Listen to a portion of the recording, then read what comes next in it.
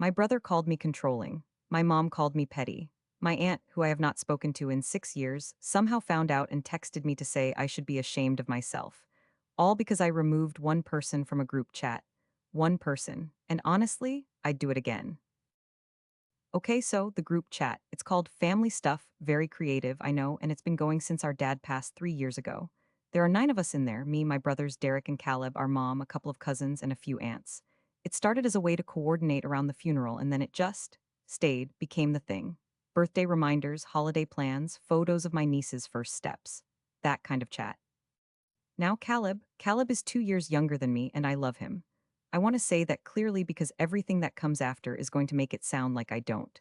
He went through a really rough patch after dad died, lost his job, moved back in with mom for a while, had some stuff going on that I'm not going to detail because it's his business. We all gave him a lot of grace. A lot. But here's the thing about Caleb lately. He's been doing better.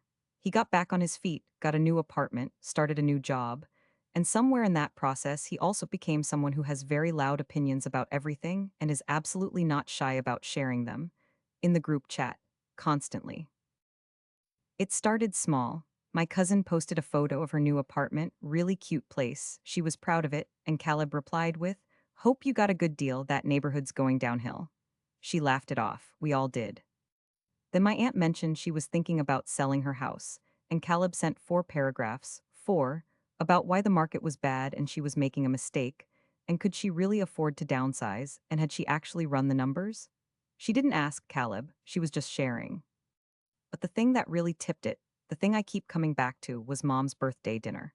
Mom posted in the chat saying she wanted to do something low-key this year, just immediate family, maybe a nice restaurant. Simple. And Caleb replied, "Are we actually doing this again? We do the same thing every year." Kind of depressing that nobody ever tries anything new.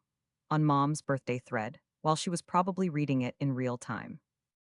I texted Caleb directly after that. I said, "Hey, that came across kind of harsh. Can you maybe ease up in the chat?" And he said, and I'm reading this verbatim, "I'm just being honest. If people can't handle honesty, that's on them.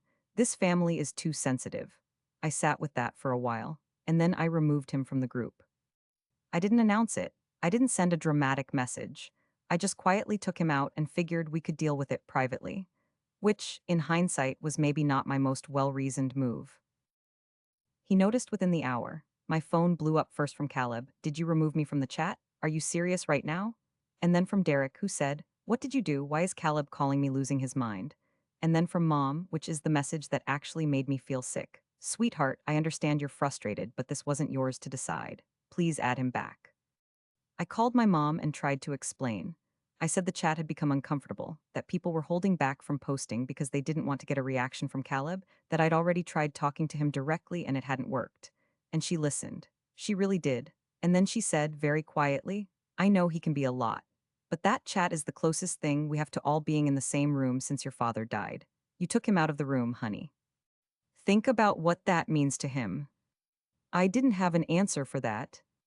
Caleb's version, which Derek relayed to me later, is that I've always had a problem with him, that I've been waiting for an excuse to push him out, and that removing him from a family space is a form of exclusion that goes way beyond moderating a chat. And the thing is, I don't think he's entirely wrong about the effect, even if I think his behavior caused it. I own that I didn't warn him first. I didn't say, "One more comment like that and I'm removing you." I just did it. And yeah, I know how that looks. What I keep getting stuck on is this. I created the chat. I'm the one who set it up the night after the funeral because everyone was scattered and someone needed to make a space. Does that give me any say in how it runs? Or did it stop being mine the second I added everyone else to it? I added him back 4 days later after a lot of pressure. He hasn't posted since. The chat is very quiet now. I'm not sure if that's better or worse. A few weeks out, Mom asked me and Caleb to come over for dinner, just the 3 of us. Nobody brought up the chat directly. Caleb and I talked about his new job. I told him about a work thing I was dealing with. Mom made her chicken thing she always makes.